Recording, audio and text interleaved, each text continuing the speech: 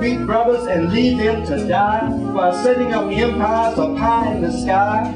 Always champagne and a big party scene, a bimmer, a Benz, and lots of bling. Message delivered, off they go. But will somebody tell me why the sister always dies in the video?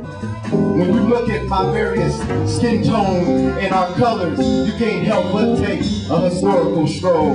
Held captive on a boat, scarred back, hung from a tree, sprayed with a water hose. Have been sitting in the back of the bus, not hiding because of the color of my skin.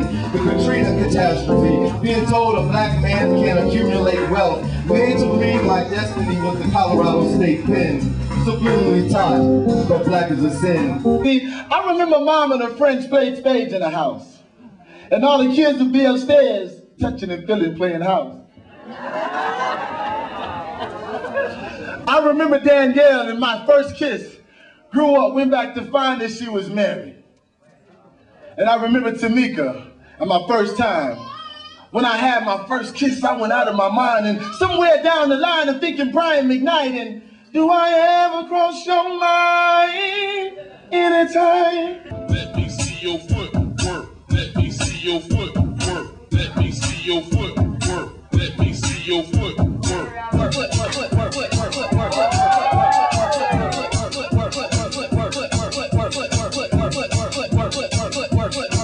Come on, y'all, make some noise for Alexandria.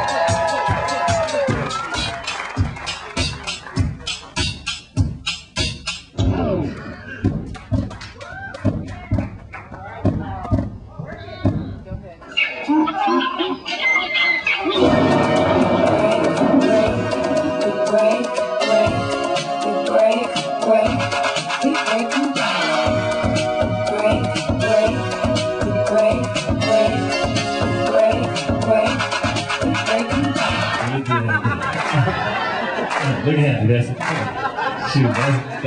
That's city council right there.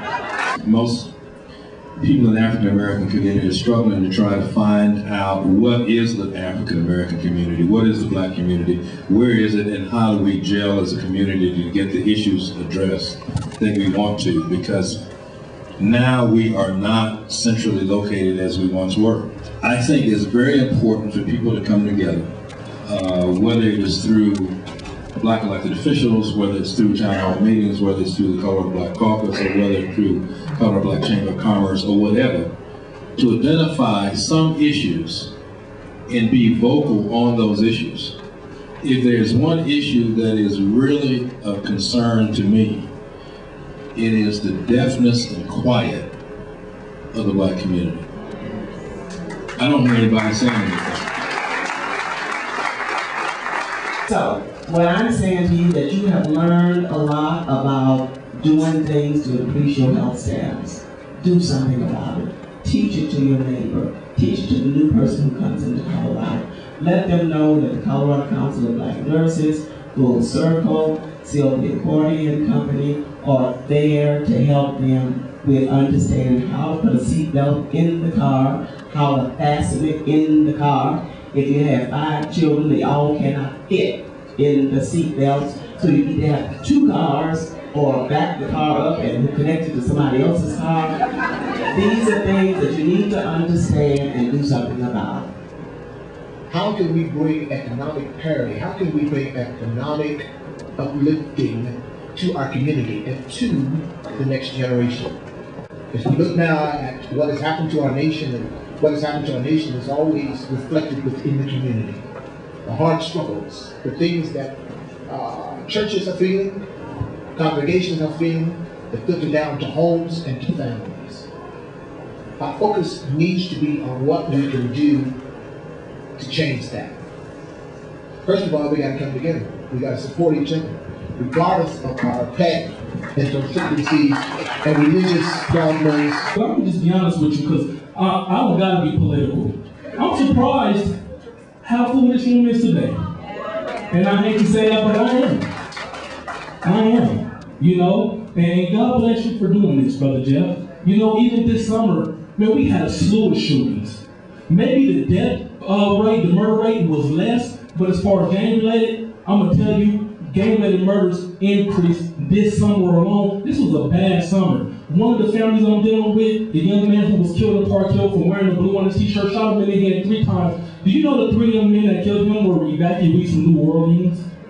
And part of the reason, and then I'm going to give this up and I'm going to really mix it up now, is because I asked Dr. Cook to please explain emeritus to us before we leave this evening. Because some of it is, we've got some wonderful leadership, but leadership isn't just about control. It's about mentoring. It's about turning things over. It's about empowering. At my age, I shouldn't be the political issues and education chair for CBWPA. It should be some young sister in her 30s. We need to turn it over. But some of our folks, some of our leadership, I honor you, I respect you, I read, write about what you used to do. But it's about time, without somebody who has to pry it from your whole damn hands to give up some power and empower some young folks. I had been brought up to be active, to always be engaged in the community. And right now I'm the vice president of my chapter, Norman Cocktail Outlaw Fraternity Incorporated. I'm the vice president of the Black Student Alliance up in Boulder. And one key thing that I want to pinpoint tonight is the power of collaboration. I'm sick and tired of being, let's see how I want to say this. I don't want to be a part of one individual organization where the alphas are holding a party, or the deltas are holding a party, or the BSAs are holding a party. I think we all should get involved and have a representative create a council and hold huge events, because one person can bring 2 people. Hundreds of people can bring thousands of people.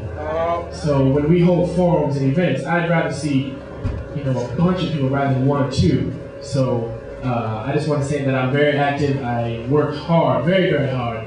Being black and bold is not hard. It's not easy. It's not easy at all. We must ask imperative questions such as, how did we interact culturally, spiritually, and communally before the enslavement of Africa?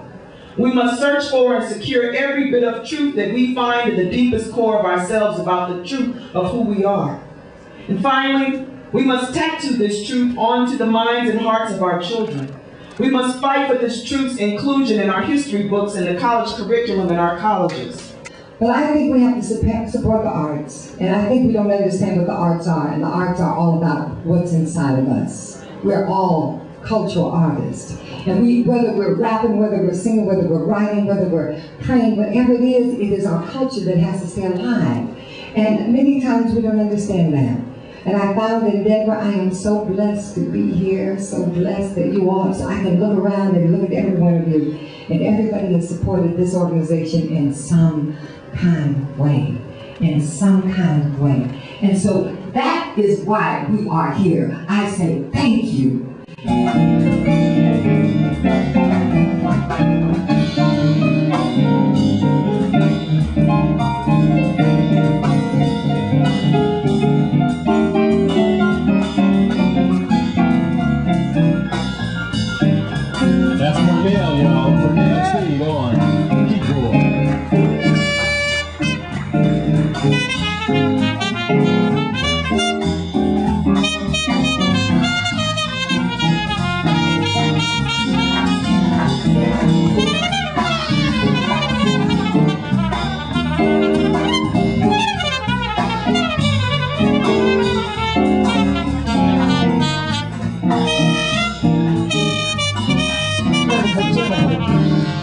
Professor L, you rated.